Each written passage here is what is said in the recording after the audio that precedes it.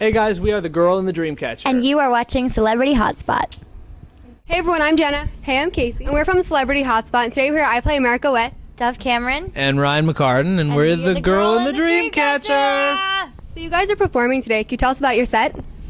Yeah, it's a mix of him playing acoustic guitar really, really well, and then we do some tracks for some originals and some covers. We do a little bit of everything.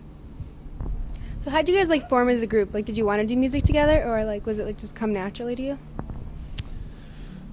To make a really long story short, wait, you asked how we formed, right? Or not? Okay, I thought you said how do you perform? I was like, well, we sing. No, it all kind of, I don't know. Yeah, I guess we're both actors, obviously, and our jobs take us apart from each other so often.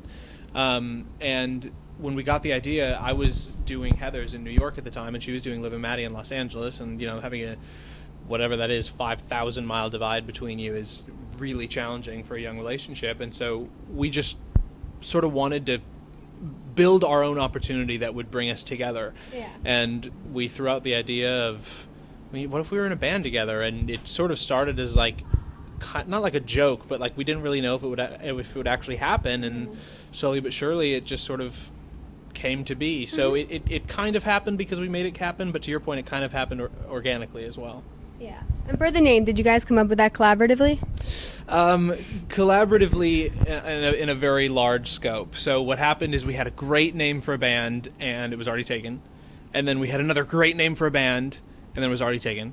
So we were just really dry. We could not come up with anything. We sort of threw out a line to everyone that we knew, just being like, if you have any ideas, send them to us. And we got a lot of ideas, and we tossed a lot of things around, and the Girl and the Dreamcatcher was always sort of in the mix, and we really liked it. And eventually, that just sort of floated to the top, and awesome. it was sort of another happy accident, just like our band in the first place. Yeah. That's great.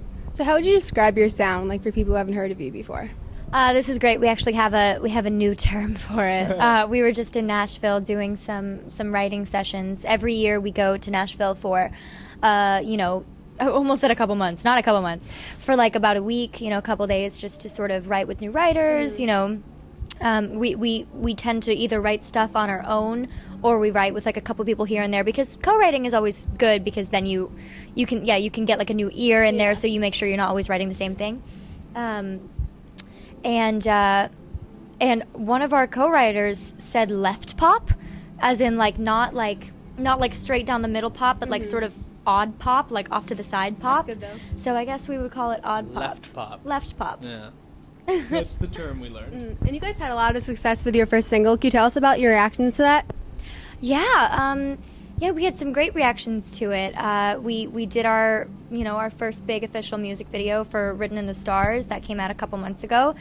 We've gotten some support on Radio Disney, which has been really nice, and on Disney Channel, and it's just been, it's been great. I don't really think we expected much or anything, and just to see how kind people are being is really cool and meaningful, extra meaningful, I think. To your earlier question, our sound, it's definitely in the pop world, but it's a little bit different. It's a little more electronic, it's a little cooler, and coming from the Disney audience and all of that was a bit of a risk, to make our sound a little less conventional.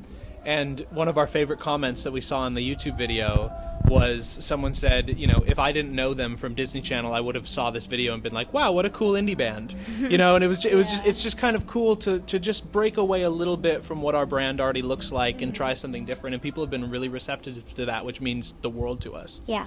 What was it like working on the music video for that song?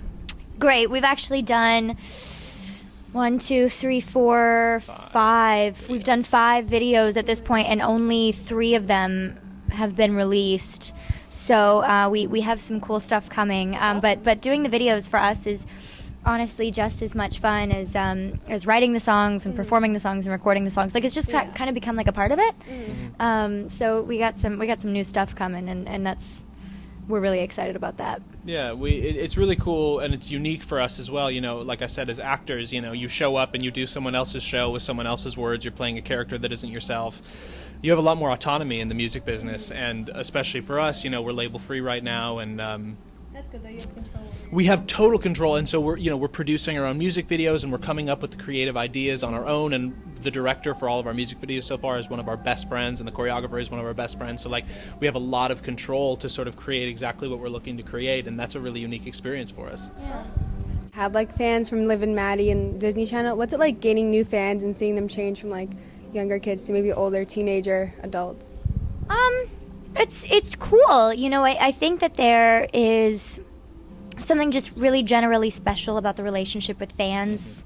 So it's not like there's one relationship that's better or one relationship that's more exciting, or it's just all amazing. Yeah. I think though with the music, the fact that it's bringing in people outside of Disney Channel is cool. Just because, you know, I do feel like my fans from Disney Channel support me, and no matter what I do, Yeah. and that is one of the most amazing things that anybody could ever have. One of the most amazing qualities of a relationship that you could have with your fans.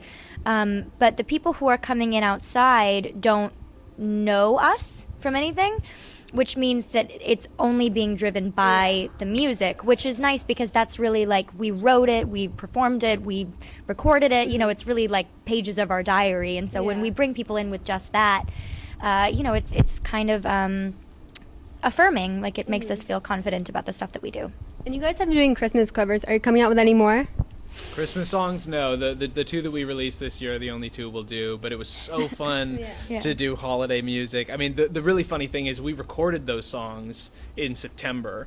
So, like, we've been in the holiday spirit since, like, September 5. We're already on to Valentine's Day at this point. Yeah, This exactly. is a couple months ahead. It was super fun, though. It really, like I said, it put us in the spirit, and it was fun to kind of share that kind of, like, holiday vibe with our fans and stuff, and they were really receptive to it. It was great. That's great. Do you guys have anything else you're coming out with? Plenty. We have plenty. Yeah. 2016 is really the year of music for us. You know, obviously we only really had time to release one single and a few Christmas songs this year. I mean next year we might be talking EP. We definitely have a lot of singles that we'll be able to release, and we're gonna come at it right away. We're gonna hit people with our next single right away in January.